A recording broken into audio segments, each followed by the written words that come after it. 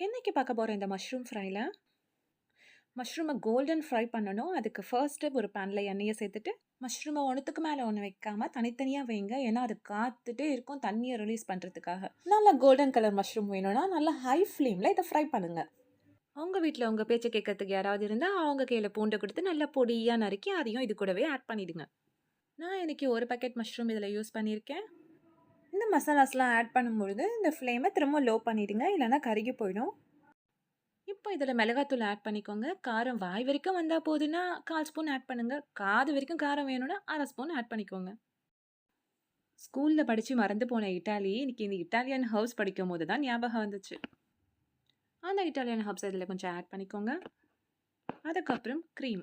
முகத்துக்கு க்ரீம் போட்டு அழகாகிற மாதிரி இந்த மஷ்ரூமும் க்ரீம் போட்டோன்னே ஜொலிக்க ஆரம்பிச்சுச்சுங்க.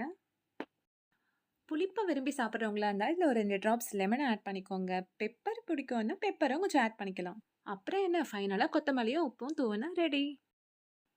இந்த மஷ்ரூம நீங்க பிஸாவோட டாப்பிங்க்கு யூஸ் பண்ணிக்கலாம். அப்படியே இல்லன்னா சாண்ட்விட்ச் அழகா உள்ள ஒளிச்சு வச்சு சாப்பிட்டுக்கலாம்.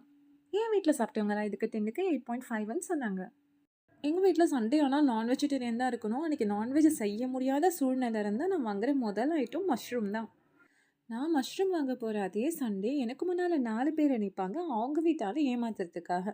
கடைசியில ஒரு நிமிஷம் யோசிக்க வச்சிருவாங்க நான் வாங்க போனது மண்ணீரலையா இல்ல மஷ்ரூமையான்னு. கடைசியில அந்த மஷ்ரூம் என்ன சொல்லும்னா, நாங்காலி நாங்காலி மொத்தமா சேர்த்து இப்ப நாங்காலி